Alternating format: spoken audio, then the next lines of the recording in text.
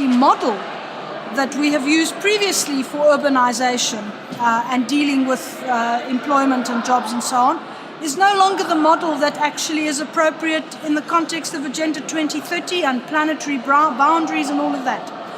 And so the challenge is Africa, in effect, is a microcosm of both the opportunity because we can leapfrog, as well as some of the problems that may be associated if you're not in a position to deal with the onset of climate change and the demographic dynamic.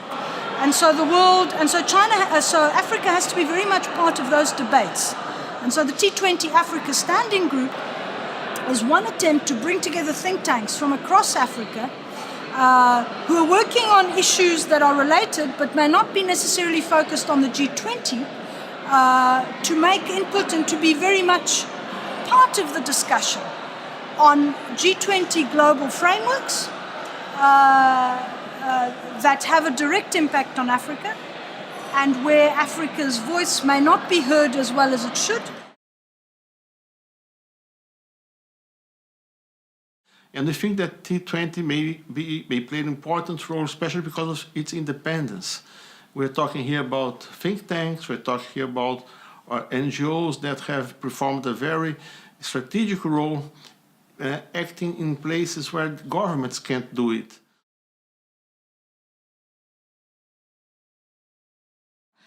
I always have a feeling that in most African countries, the think tank, they are not independent. They depend on the international aid fund. So their governments also cannot provide them enough financial resource to maintain their research and their working staff. They got big money from international society. So the problem is that the donors give you money to do your research, but donor has a donor's interest.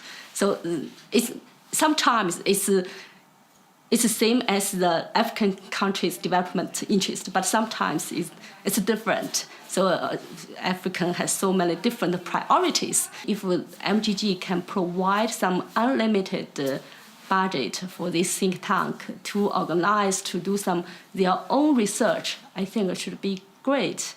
It's a kind of capacity building process. I think that there's, in many respects, the vision of world values, or global values, has been influenced by the global north and has, been shown to not work very well. And I think that African countries can bring a unique, perhaps philosophical vision to global governance, and how global governance can be restructured and reformed in a way that is perhaps more equitable than what the world sees at the moment.